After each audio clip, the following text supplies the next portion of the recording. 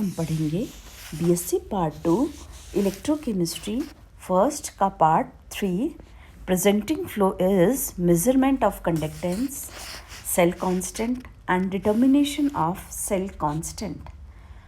First of all measurement of conductance.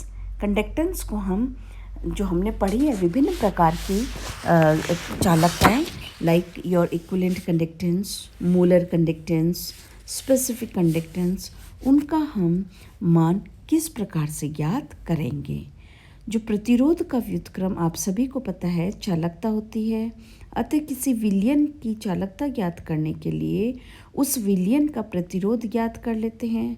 प्रतिरोध मापने के लिए प्राय व्हीटस्टोन ब्रिज विधि का प्रयोग किया जाता है।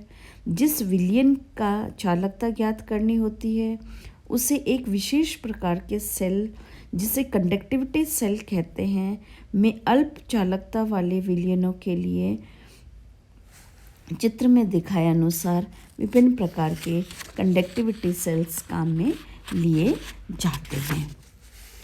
चालकता सेल में प्लैटिनम की प्लेट इलेक्ट्रोड का कार्य करती है। यह प्लैटिनम की प्लेट सूक्ष्म विभाजित प्लैटिनम की परत होती है। यह प्लेट प्लैटिनम के तारों के साथ वेल्ड की हुई रहती है।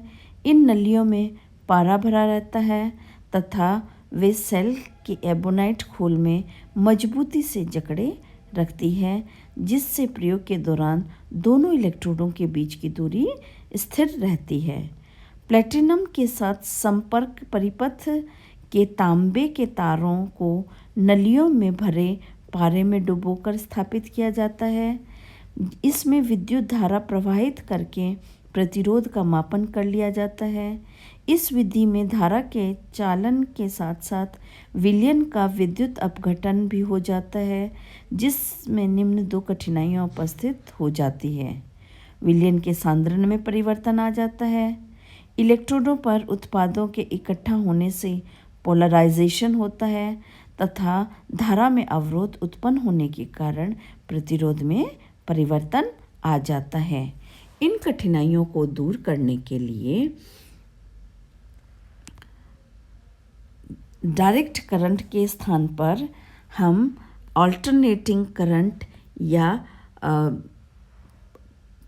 प्रत्यावर्ती धारा का प्रयोग करते हैं तथा व्हीटस्टोन ब्रिज परिपथ में गैल्वेनोमीटर के स्थान पर हम हेडफोन अथवा मैजिक आई का प्रयोग करते हैं। विद्युत अपघटनी विलयन के चालकत्व के निर्धारण के लिए जो उपकरण है वो दिखाया गया है। इस उपकरण में AB एक समान मोटाई का प्लेटिनम इरिडियम मिश्र धातु या मैग्नीन का तार है, जो मिलीमीटर में अंशांकित मीटर पैमानों के ऊपर तना या खिंचा हुआ रहता है। इस तार पर एक स्लाइडिंग कॉन्टैक्ट होता है।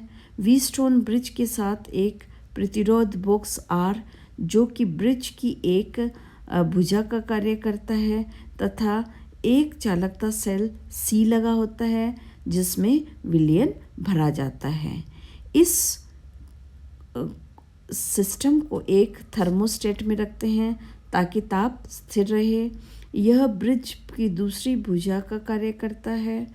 T एक हेडफोन है जो धारा का पता लगाता है। I एक प्रेरण कुंडली है जिससे धारा प्रवाहित होती है। जब धारा प्रवाहित हो जाती है तो प्रतिरोध बॉक्स R में से किसी प्रतिरोध को निकाल देते हैं तथा सर्पी संपर्क X को चलाकर वह बिंदु ज्ञात कर लेते हैं जिस पर हेडफोन में आने वाली आवाज़ न्यूनतम हो। ऐसी स्थिति में ब्रिज संतुलित हो जाता है। अब उस बिंदु को पढ़ लिया जाता है। माना कि वह बिंदु X है तथा इस बिंदु को हम इक्विवेलेंस पॉइंट कहते हैं। पैमाने पर AX तथा BX की लंबाई ज्ञात कर निम्न प्रकार से प्रतिरोध की गणना करते हैं।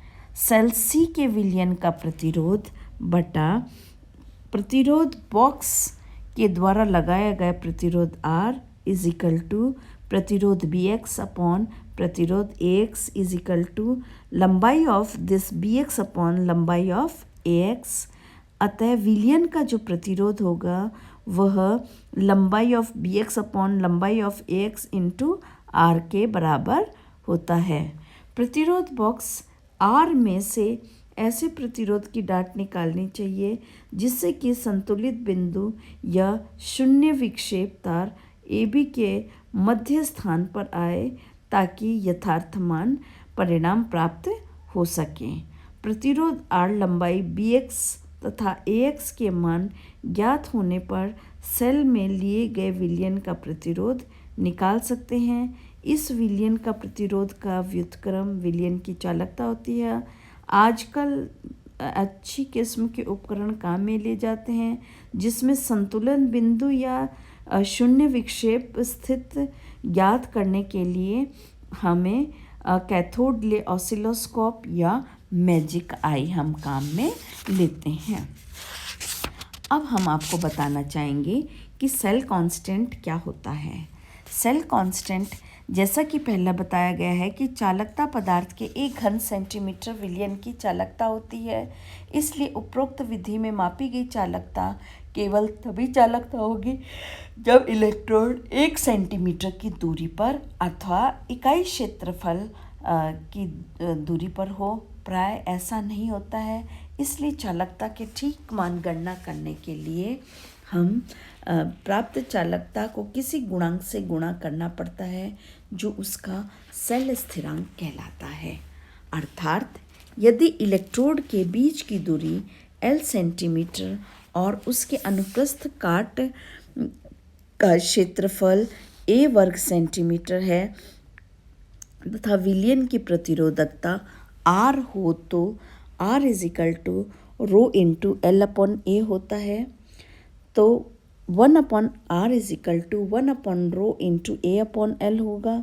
अतः 1 अपॉन रो हमें पता है कपा होता है = 1 upon R A into L upon A। अर्थात this kappa = 1 upon R into X = CX।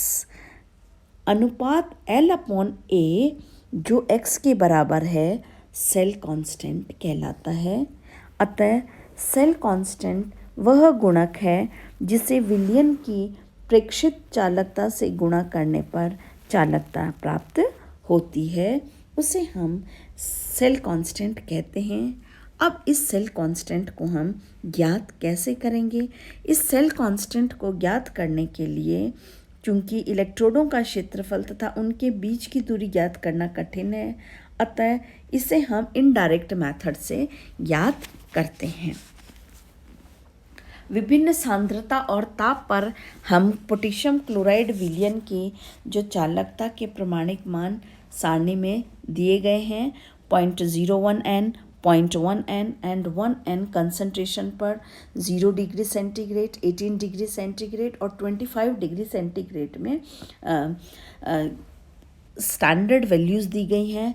Cell स्थिरांक के निर्धारण के लिए पोटेशियम क्लोराइड के ऐसे विलयन जिसका विशिष्ट चालकत्व सही ज्ञात है को प्रयोगात्मक चालकता सेल में लिया जाता है और व्हीटस्टोन ब्रिज विधि द्वारा विलयन की चालकता ज्ञात कर ली जाती है। दिए हुए चालकता के सेल स्थिरांक की गणना निम्न सूत्र द्वारा कर लेते हैं। सेल स्थिरांक हमें पता है X = कपा इंटू R, चालकता इंटू प्रतिरोध होता है।